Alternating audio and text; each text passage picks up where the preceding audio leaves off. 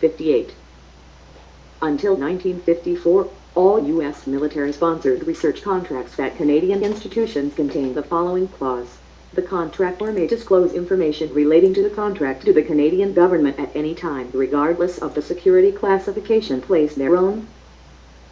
A Canadian DRB memorandum noted that after December 1954, without warning, the U.S. Air Force 14 began to offer contracts in which it was omitted.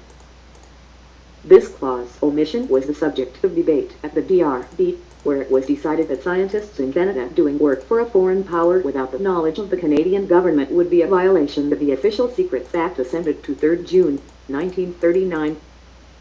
The whole as appears more fully from a copy of the Official Secrets Act, 1939, and from pages 152-154 of the book, I Swear by Apollo, published in 1987, produced herein only as Exhibit R 1659.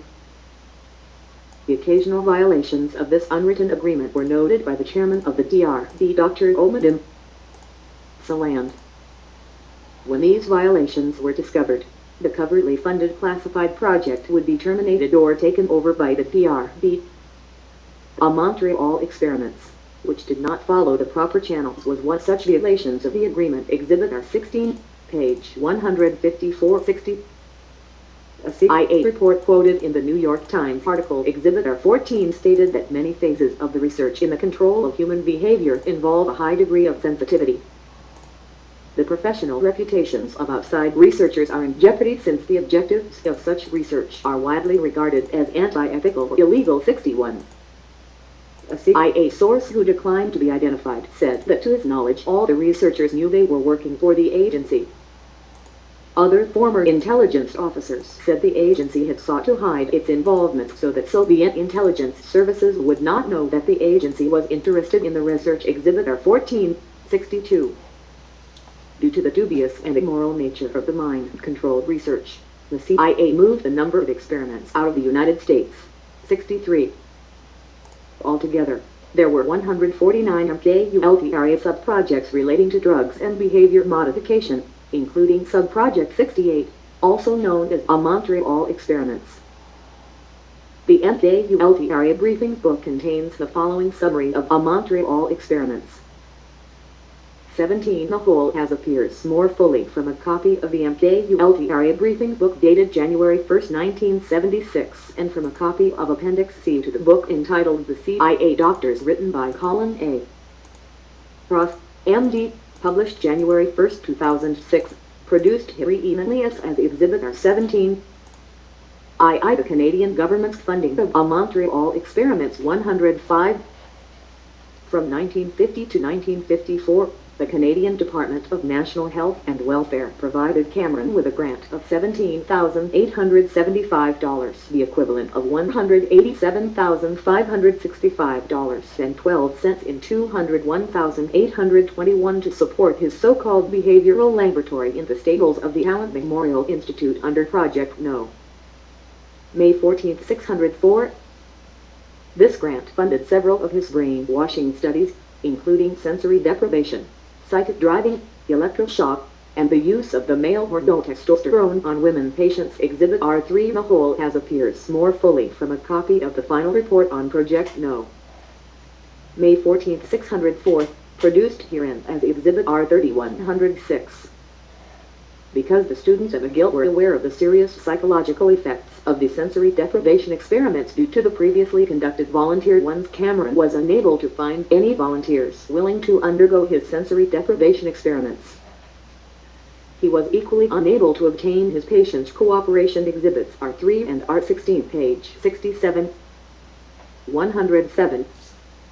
In the late 1940s, Cameron began a Montreal Experiments, which soon became outright brainwashing experiments whereby he indiscriminately attempted to erase his patients' minds and reprogram them. Cameron's assault on the personality developed unchecked by any ethical or moral concern under the guise of treatment. Innocent and unwilling patients became victims of brainwashing research. 108. In a 1951 progress report on the behavioral laboratory to the Canadian Department of National Health and Welfare, Cameron reported that disorganization accumulates with e-feeding. Exhibit R 16, page 53. 109. in his 1953 progress report on the behavioral laboratory to the Canadian Department of National Health and Welfare. Cameron reported the results of his own isolation technique which he performed on patients at the Montreal Institute. His technique involved the lowering of resistance to the psychic driving experiments. The report failed to mention the maximum time period for the psychic driving 110. In 1953, a new pavilion was added to the Memorial Institute, adding 50 beds to the existing 38 for a total of 88 beds, not including the 40 beds in the outpatient day center. Exhibit R35-111. Also in 1953, Cameron began experimenting with psychic driving. Exhibit R16, page 47-112. In 1955, Cameron presented his concept of psychic driving to the American Psychiatric Association in Atlantic City, 113. In 1956, Cameron published a major article on his technique of psychic driving in the American Journal of Psychiatry entitled Psychic Driving. Most of the 15 patients who were involved in the study were diagnosed neurotic and all but one were women in their 30s and 40s. His technique, almost identical to the one that had been used at McGill on the voluntary students, consisted of severe restrictions of vision, hearing and touch. Talking was limited to 2 brief interviews a day with the researchers, and nurses were ordered not to talk to the patients. But unlike the McGill students, the patients at the Allen were forcibly isolated, and for longer periods 4, 5, and as many as 6 days in a row, 114. In his article Exhibit R3, Cameron described a Montreal Experiments as follows: Day within the first 48 hours of isolation, most of the patients became disturbed or regressed, and more than half of them started hallucinating and experiencing intense depersonalization. 2 became overly psychotic and were then subjected to electroshock to erase their paranoid or obsessional reactions. The 1 patient, a 25-year-old man, began to panic on the 5th day of isolation. I feel I am not here, I am scared. I am in another world, I am afraid I am not going to come back, I feel like I am going out of this world, I don't feel real. See in the article. Cameron also described the way he dealt with 7 of his women patients who suffered from depression or feelings of inadequacy while being treated in the Allen. They were all subjected to intense psychic driving for hours, and without their consent. Exhibit R3D. In the same article, Cameron proposed using even more drastic methods, including prolonged sleep with sodium amytal, combined with 10 to 15 days, 10 to 20 hours a day of psychic driving, psychological isolation, and hypnosis under the drug disoxin, an experimental amphetamine later taken off the market. 115. Cameron believed he had found an overall cure for mental instability in the technique he described as psychic driving.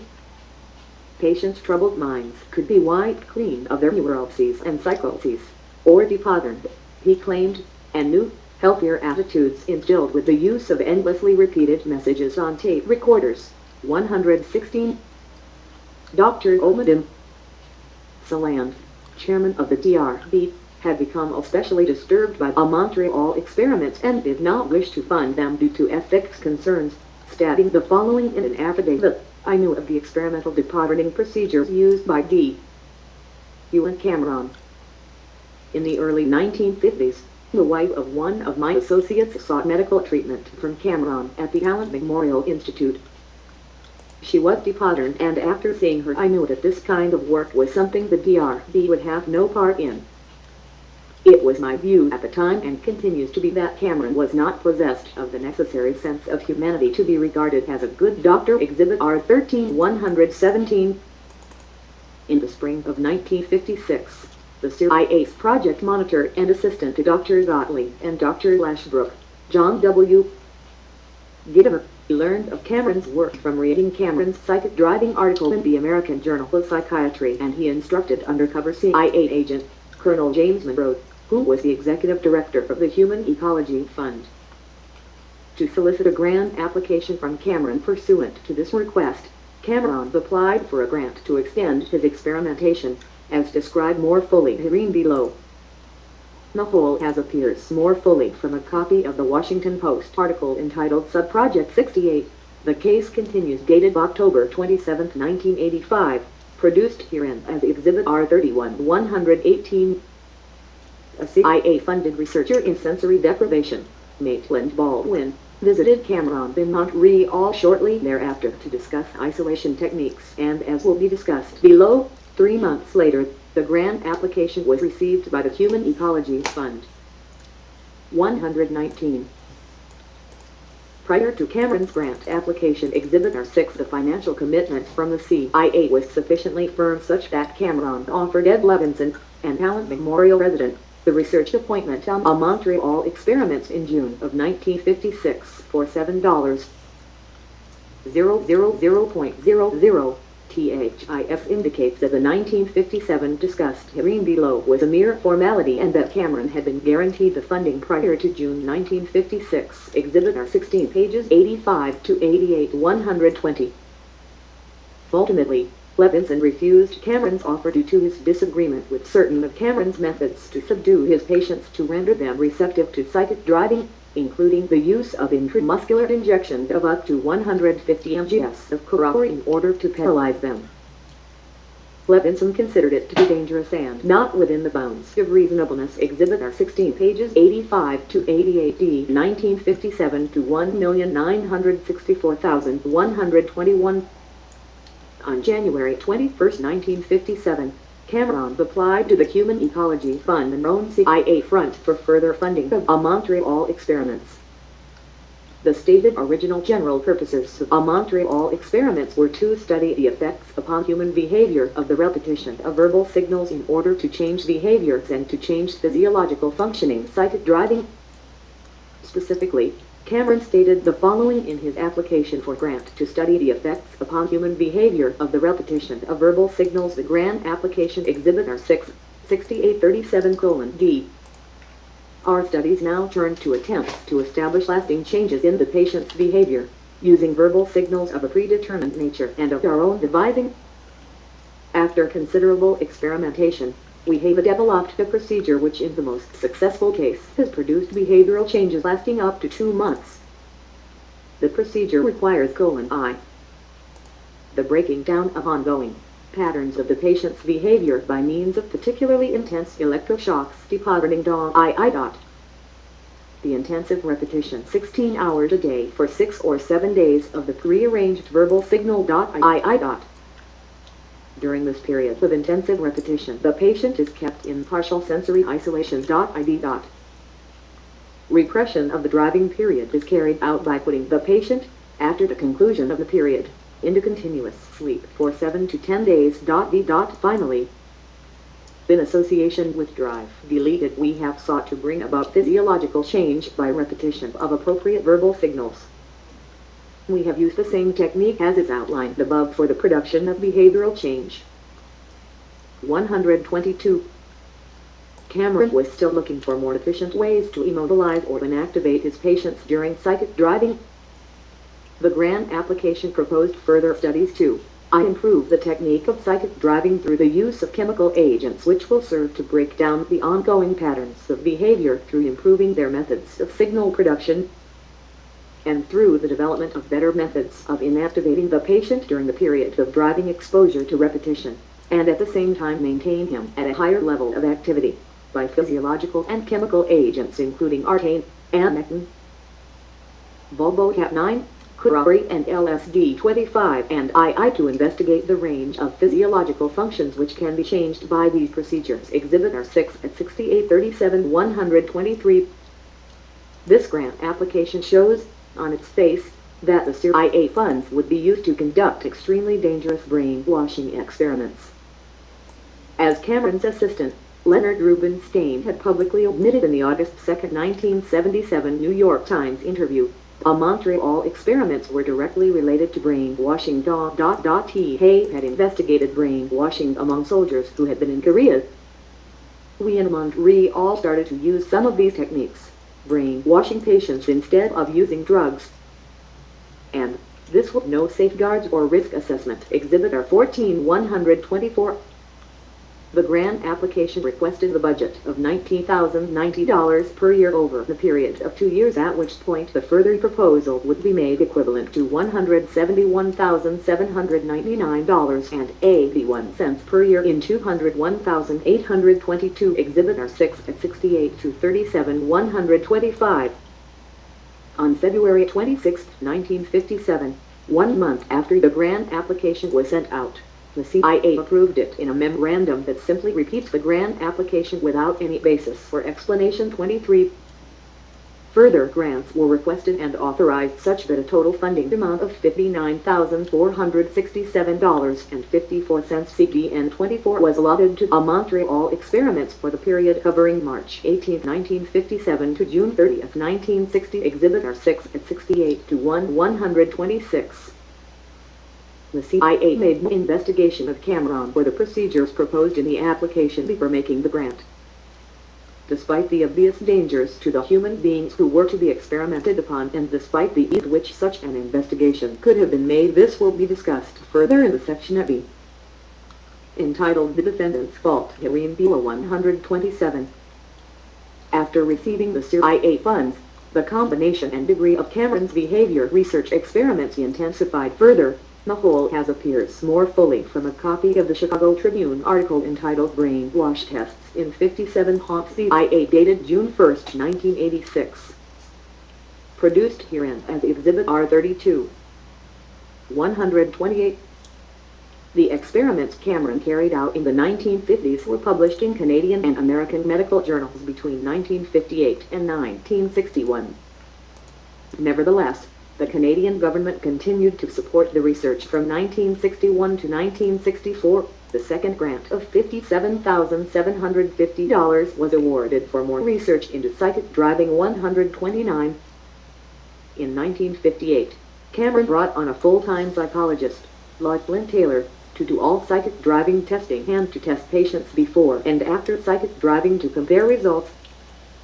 In reality, Taylor was only permitted to test short-term cases of psychic driving, i.e. 2 weeks. Cameron's researching style involved a constant whittling process whereby only those whose chances at improvement were the best ever reached. Taylor. Exhibit R16, pages 99-130. Mr. Taylor had heard rumors about the departing, but never experienced it firsthand. Exhibit R16, pages 90-93. This was the first whisper in terms of what happened in the past. This massive ECD was going on. Patients had been given hundreds and were reduced to vegetables and were now in the Douglas. Everybody in the place talked about it. 131. Cameron selected his candidates for psychic driving from the general patient population at the Allen Memorial Institute, including schizophrenics, depressives, neurotics, and alcoholics. There was no systematic selection of patients and no adherence to the scientific method. 132. From 1957 to 1960, Cameron's techniques were further intensified by increasing the period of psychic driving to 16 hours per day for 20 to 30 days, and patients were dosed with the drug Sertnil to block sensory input and produced underactivity. Sertnil is an extremely powerful drug used on animals as an antiseptic that produces acute psychotic episodes and even the danger of chronic psychosis in humans. Exhibit R22. 133. Cameron stated in his paper Psychic Driving that it was only common sense to see what would happen if the repetition was increased tenfold, 100-fold, or even more. And eventually, our patients were listening to verbal signals we had set up ourselves on the basis of our knowledge of the patient, and listening from 6 in the morning until 9 at night, day after day, and week after week. Negative driving went on for up to 60 days. Positive driving usually went on for longer, with one instance of 101 days noted in Cameron's papers. The whole as appears more fully from a copy of Cameron's article entitled Adventures with Repetition, The Search for Its Possibilities, dated 1965, produced herein as Exhibit R33. 134.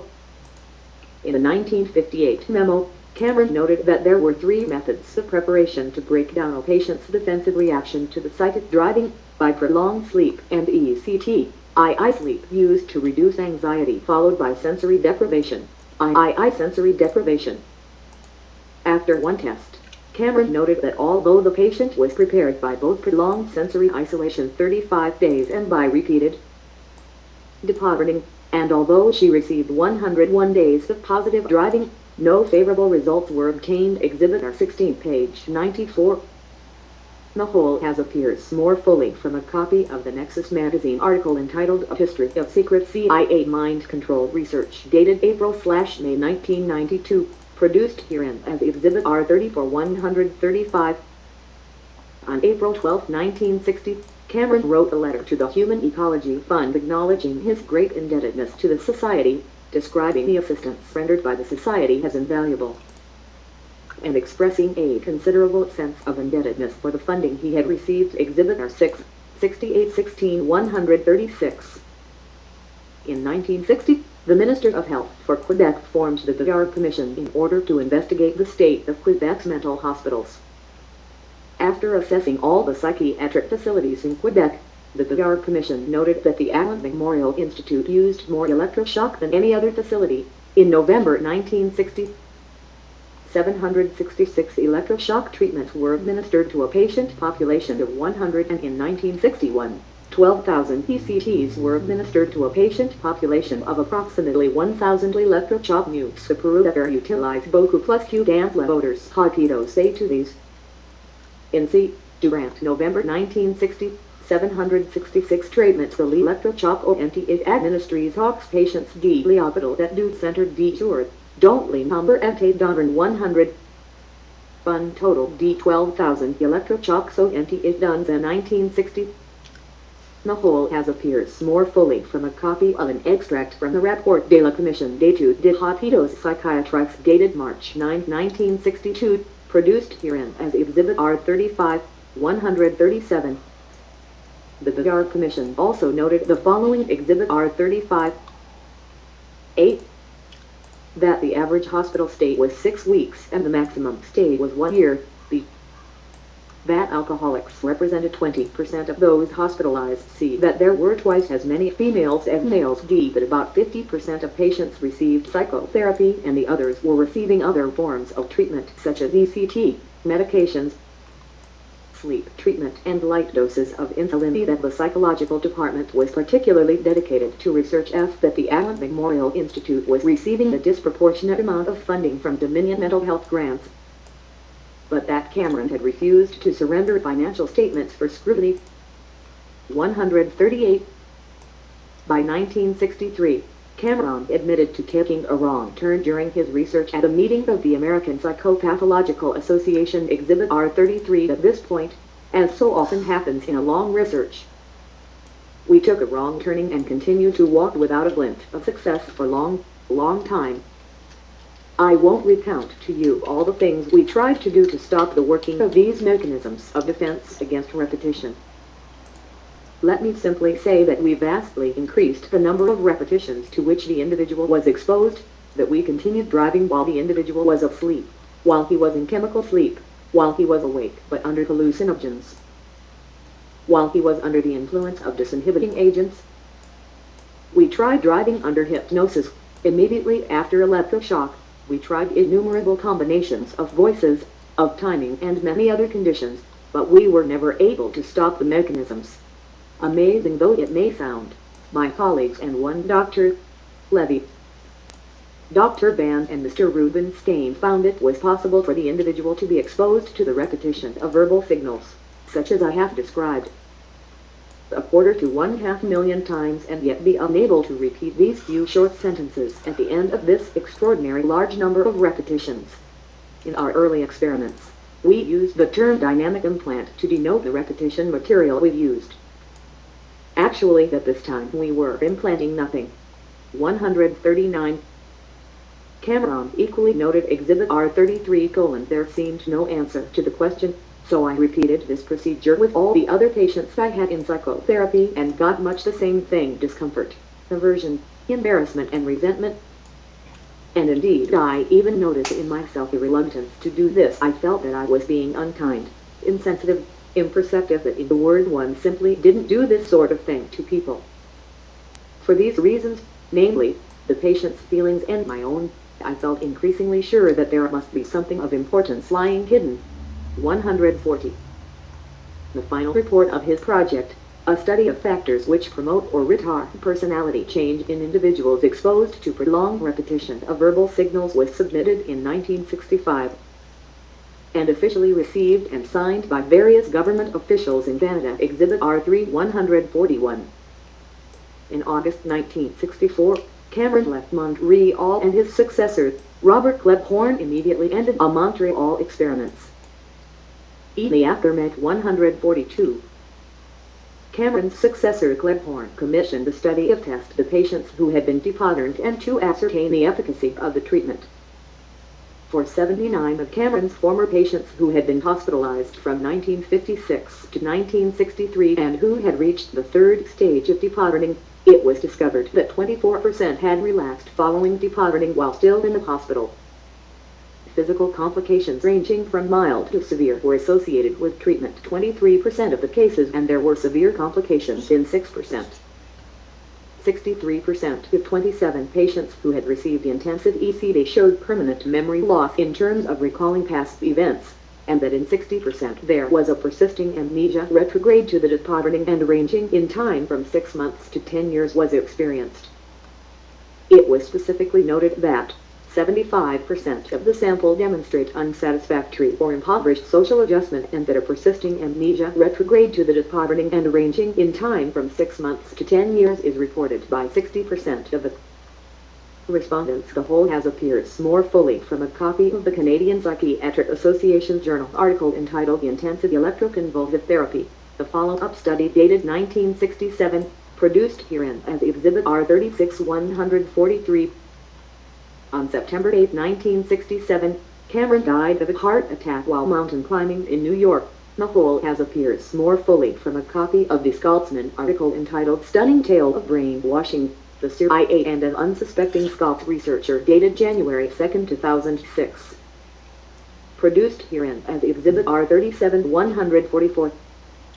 Scientific documentation of the permanent brain damage caused by the depatterning procedure, particularly the electroshock, was finally revealed in 1967, the year Cameron died. Exhibit R3 145. As to whether Cameron was aware of the CIA involvement in a Montreal Experiments, no one has come forward to say for certain, and it is the subject of conjecture. The polling of Cameron's colleagues revealed a 50-over-50 split on the issue. It was quite likely that he did know about the CIA involvement in the Human Ecology Fund, as he had a vast number of reliable political and academic contacts who may have told him, and it also goes a long way in explaining his immense interest in the military. Applications of brainwashing. Exhibit are 16 pages 96 to 146.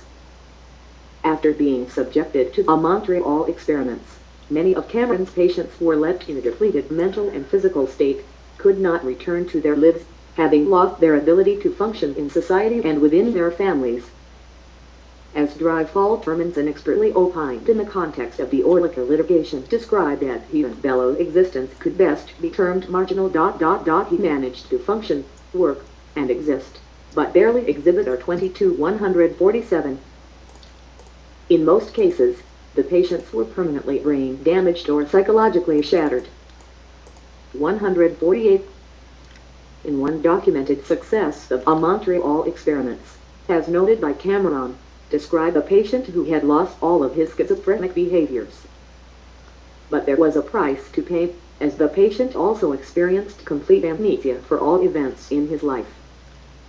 Many of Cameron's other patients shared a similar fate. The whole has appears more fully from a copy of the MKULTRA article entitled The Secret Montreal Experiments They Don't Want You to Know About, produced herein as Exhibit R38, 149. Unfortunately, Cameron succeeded only in destroying the complete memories and therefore the identities of many of his patients. Many lost all memory of their children, husbands, careers, past life, and even how to perform daily tasks. He was never able to replace bad behavior patterns with good ones. 150. Some examples of how a Montreal Experiments affected the patients are as follows. Exhibit R38. Gail Kastner, who received $100,000 in reparations from a lawsuit against the CIA that was settled out of court, consistently had nightmares of a tall man giving her electroshocks. Originally inducted as a patient at the age of 19 for mild depression, Gale's life afterwards was riddled with drug addiction problems, hospital visits, and irreparable brain damage. The Esther Schreier, originally sent to the Allen Memorial Institute to deal with postpartum depression, lost her ability to be a mother after leaving Cameron's care. Despite giving birth to a new baby, she was unable to care for the child, and only went on to lead a somewhat normal life thanks to the support of her husband and family. C. Bevan Weldon's mother died in his arms, and the trauma affected him so deeply that he went to the Allen Memorial Institute to seek psychiatric treatment. Mr. Weldon experienced an entire dissociation of his former self afterwards. Kept in a coma for 21 days, Weldon lost the memory of his mother's death, which never returned, even 50 years later. Cameron essentially took that part of Weldon's life from him, because, as Weldon put it, life is memory 151. The cover-up of Montreal Experiments even remains today. For example, unsurprisingly, McGill failed to mention all experiments or involvement with Project MKULTRA on its official website, instead focusing only on his high reputation in the psychiatric field. The whole has appears more fully from a copy of an extract from www.archives.mcgill.ca, produced herein as Exhibit R39-152.